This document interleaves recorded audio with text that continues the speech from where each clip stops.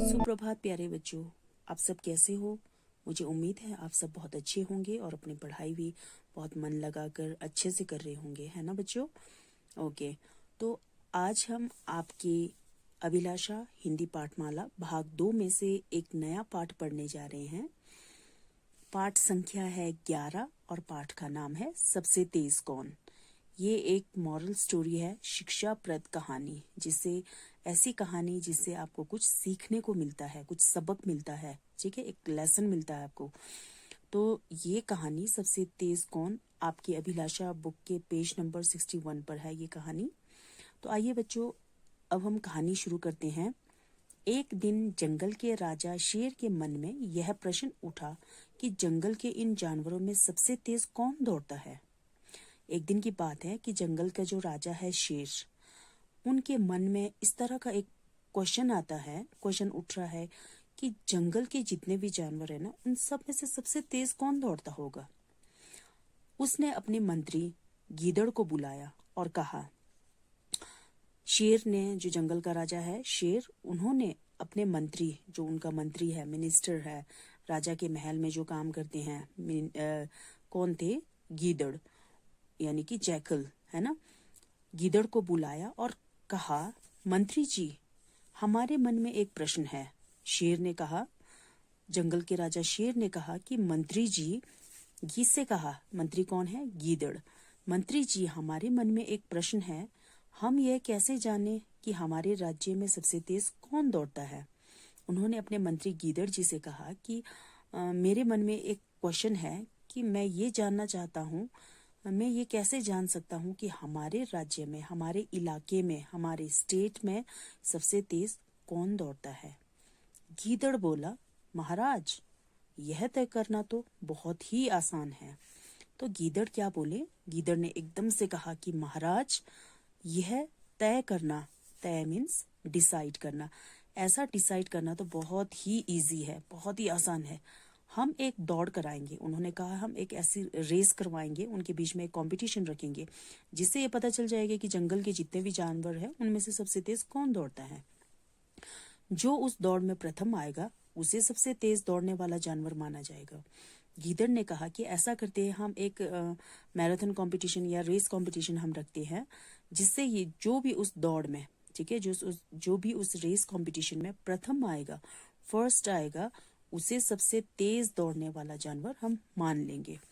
राजा को यह बात बहुत पसंद आई।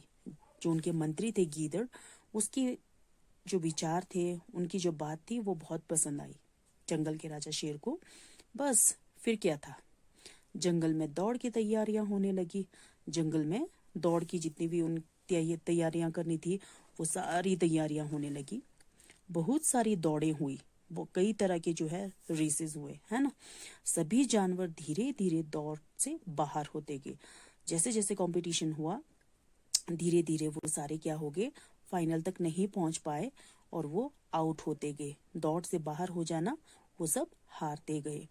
अंत में, लास्ट में बचे कौन? बच गए चीता और बारहसिंगा। दो ही जानवर बचे थे, एक तो थे चीता और दूसरा है बारहसिंगा, है ना। यहाँ पर एक जानवर देख रहे हो ना आप, रेनडियर। ये दो ही बचे थे, बाकी सब आउट हो गए थे, ठीक है। वो सेमीफाइनल तक भी नहीं पहुंच पाए थे। अंतिम दौड़ की तैयारियां होने लगी। अब जो उनका फाइनल रेस था, उन दोनों के बीच में कौन कौन थे? दो जानवर, चीता और बारहसिंगा।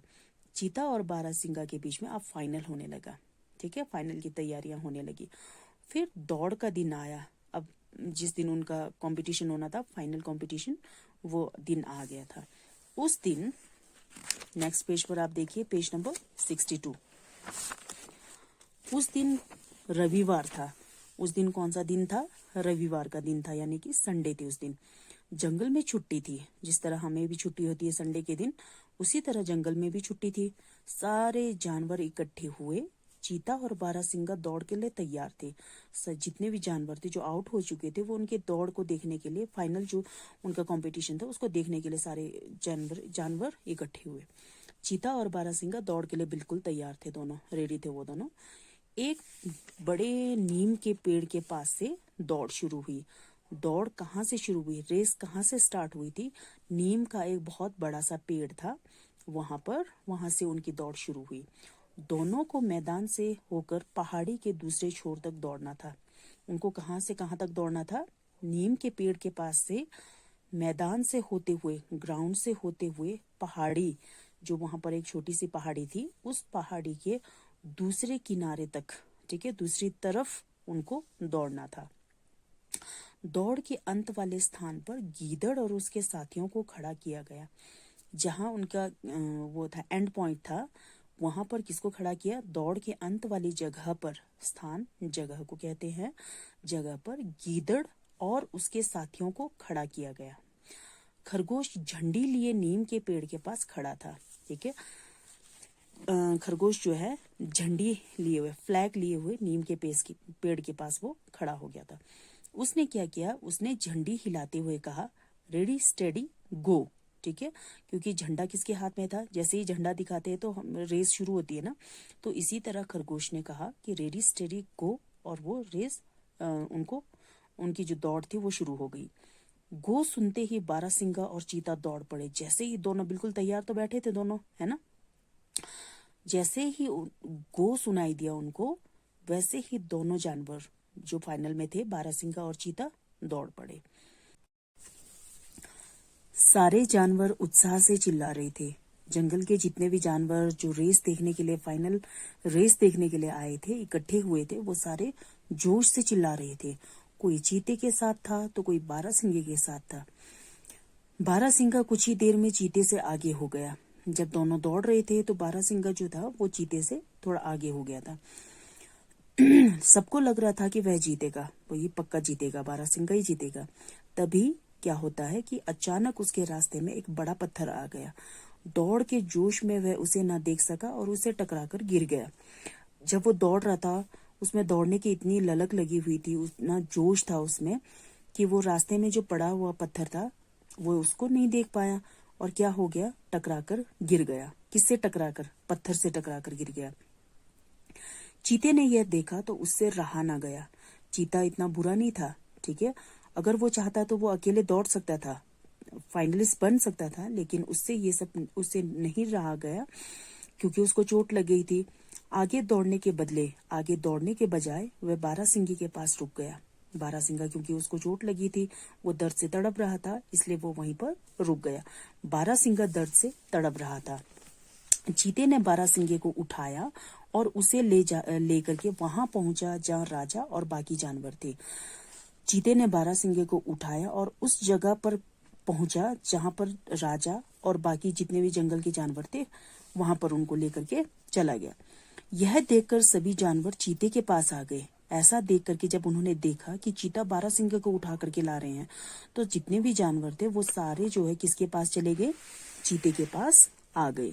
सब ने उसे दौड़ पूरी करने के लिए कहा। देखिए, मदद करने के लिए नहीं कहा, उसको शाबाशी नहीं दी, बल्कि वो चीते से कहने लगे कि